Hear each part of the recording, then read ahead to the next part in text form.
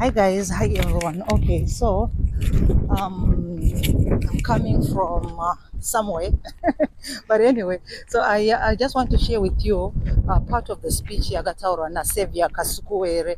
Tinoziva kuti mazuva ano Saviour Kasukuwere ndiye anga achirira pasocial media kuTwitter uko.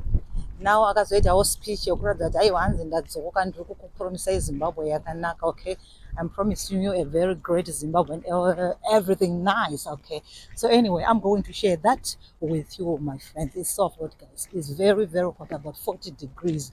But yeah, just start by extending my gratitude to the people of Zimbabwe, cadres in our party and various structures who have recognized our candidature, who continue to call us and strengthen us in our resolve to tackle the challenges that our country faces. My task today is also to share the political campaign plans that we have with you. Yesterday, we've successfully filed my nomination papers to run as an independent presidential candidate in the Zimbabwean general election scheduled for the 23rd of August 2023. The challenges of Zimbabwe are well known to all of us, and especially to colleagues here in the media. And the major challenge, obviously, is the economic challenge that Zimbabwe faces. But you can't resolve this question without also attending to the politics of Zimbabwe. You're going to get the politics right for you to get the economics right. What is at stake in the forthcoming elections is a stark choice between regeneration and elite capture of the state, its resources, between modernization and regression into the past.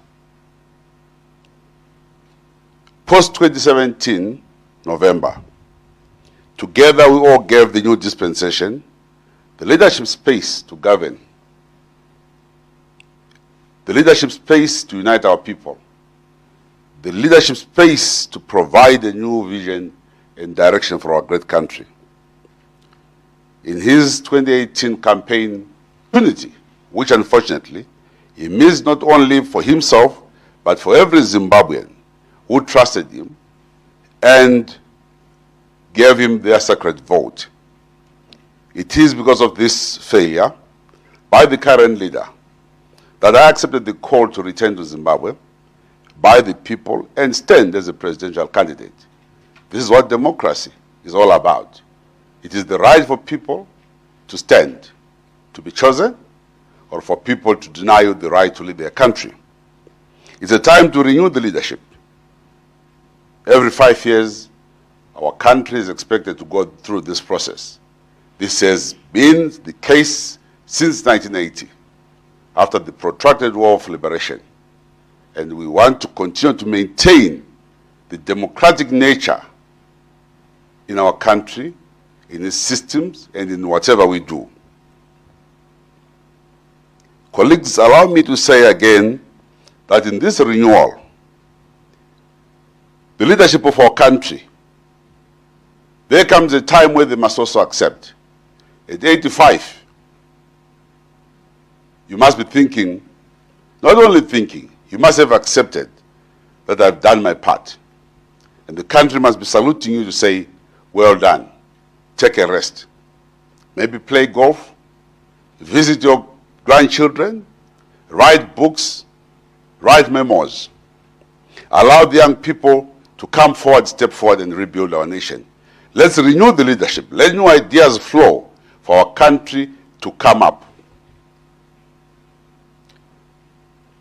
Colleagues, it's also time we reconciled our people.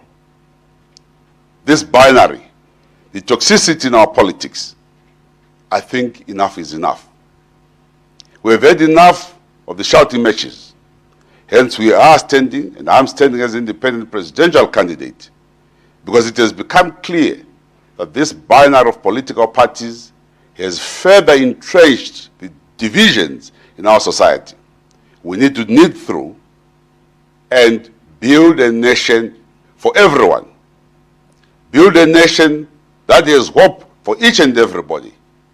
When a child is born in our country, he must know, I'm coming to a world where there is progress, there's unity, and the people are together.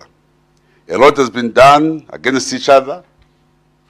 Hatred cannot be the currents of a country. Pain cannot be the currents of a country. There is so much that has happened before our country. Because you don't support me, you therefore don't qualify to benefit from such and such resources available in our country. No. So we will be engaging with business because we want business to thrive. We also want to ensure that in this process of building a sustainable economy, our people come first. Zimbabweans must be at the core face of helping in the revival of a country. You can't subcontract that responsibility to any other nationality. Let's welcome those who come to our country to work with us, but we also expect maximum contribution to work ethic of our own people as Zimbabweans to make a difference. Colleagues, the economy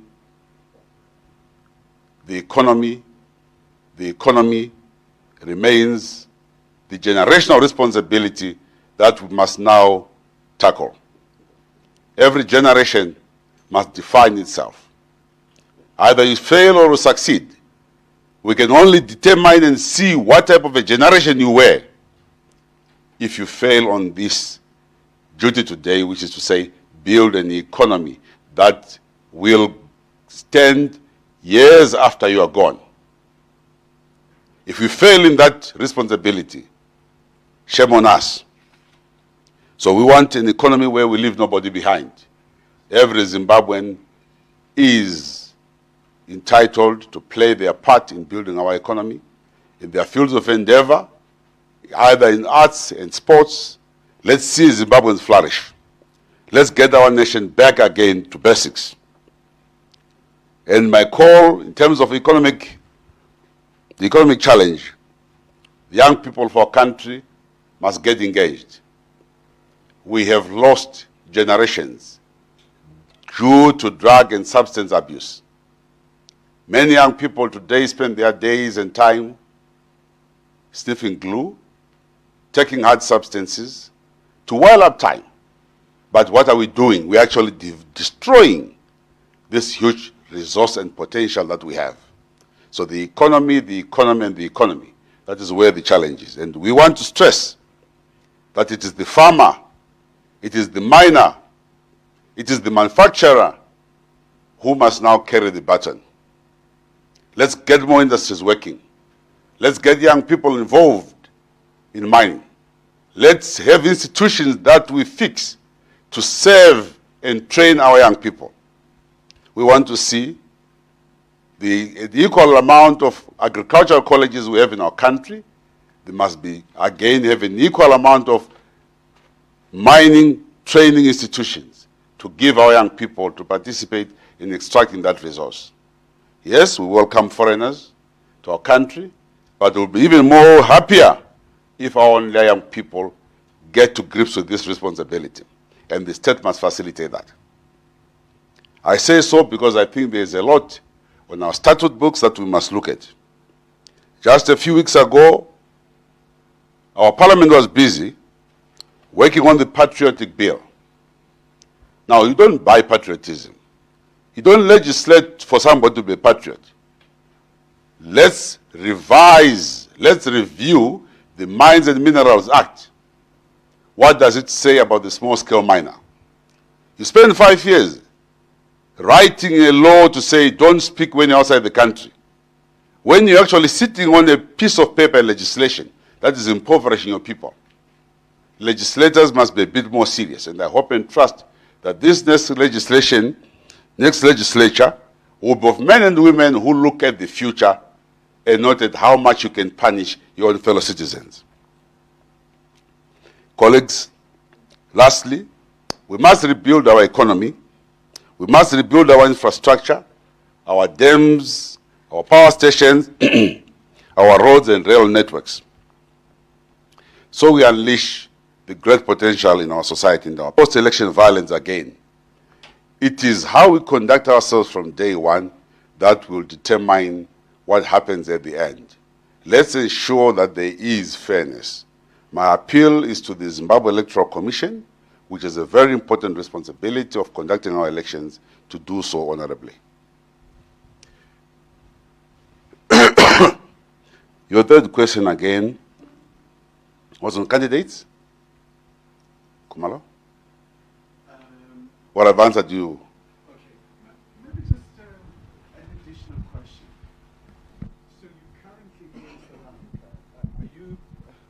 So you're currently here in South Africa. Are you perhaps campaigning here, but also? No. You can't campaign from South Africa. Okay.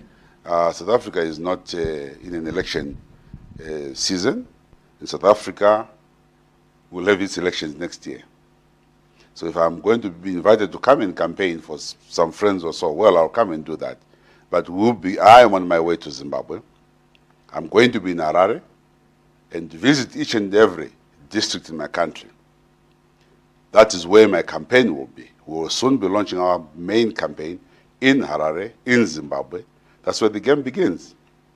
So we're here, obviously, for other issues that we have raised before, but we are not dated. We are going back to our country. We have to make a difference in our country. We have to fight the elections in our country. That's what we're going to be doing.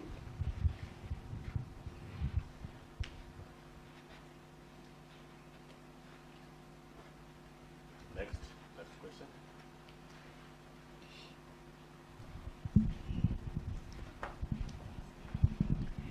Thank you. My name is Sipema Tigizela, and I'm an activist. So I've got two questions for you, but I think you'll be able to answer them as one. First, you said that you do not believe that Mnangagwa had created any employment for the youth. And when you were Minister for Youth and Development, do you have any statistics or where we can see whether the youth unemployment increased or decreased in Zimbabwe during that period? And how are you going to encourage Zimbabweans who are possibly here in South Africa to go out and vote, especially the youth? Thank you. Thank you, my sister. Yes, indeed. You look at any government, it must be very clear in terms of its commitment to the development of the youth. During our time, we created opportunities for the youth. We put up funds, youth funds, almost over $100 million for young people to pursue their endeavors in the various fields of endeavor. We did that, and I know that we created loads and loads, thousands and thousands of opportunities as well as jobs. In fact, today the young people and women who are driving our economy, the middle age, are mainly recipients. In terms of voting, my sister, you raised that question, I'm sorry I'd forgotten it, about getting Zimbabweans to participate. We are going to be arranging almost about 500 buses or so to transport Zimbabweans to come and vote in the next elections on the 23rd. Secondly, Dr. Mzembe has a very able team which is working with to create a database of Zimbabweans from various stations in life to bring forth their ideas and hopefully to be part and parcel of those who will also come in to jumpstart our economy and bring those skills that they've acquired. I think it's a very painful exercise for any country to spend millions of dollars or thousands of dollars yearly on our young people, on individuals, but after graduating, they leave the country to go and work elsewhere. Now, that kind of investment is a lost investment. So as we invest in our education, we must be clear that these resources that we have built in our country will also be used to grow our economy. So it is important that, and imperative that Dr. Mzembe works on this plan, and which plan I'm sure he will do and successfully execute. He actually was one of the key players who crafted our diaspora policy when he was environment minister. We brought back a number of Zimbabwean skilled persons then, and he also went on to grow our tourism industry from merely about millions to billion turnover, almost about 7 billion if I'm not mistaken, on an annual basis because tourism was then pumping in Zimbabwe. So we know we have a very, very able team. Ministers who were appointed by President Mugabe, for your information, 60% of them were around 40 years old. And that's why November 2017 was dismantling that architecture to try and bring in, I think, this entitlement culture. Those who had not eaten wanted to eat. We are saying, fine, I'm sure 5 years you have eaten enough. Can we now start ensuring that everybody eats? I think there's one last question. Okay, one last question from me. You said something which caught my ear, is that you believe that young people should be sitting in leadership and in parliament, and the former President Mugabe was president for, I think, 40 years or so. What is your stance on that? And should you become president, would you want to be in office for so long? Even if I wanted to be, the Constitution doesn't allow. We are limited to 2 terms. But we also have become students of history. We have seen the problems with overstaying your welcome, which happened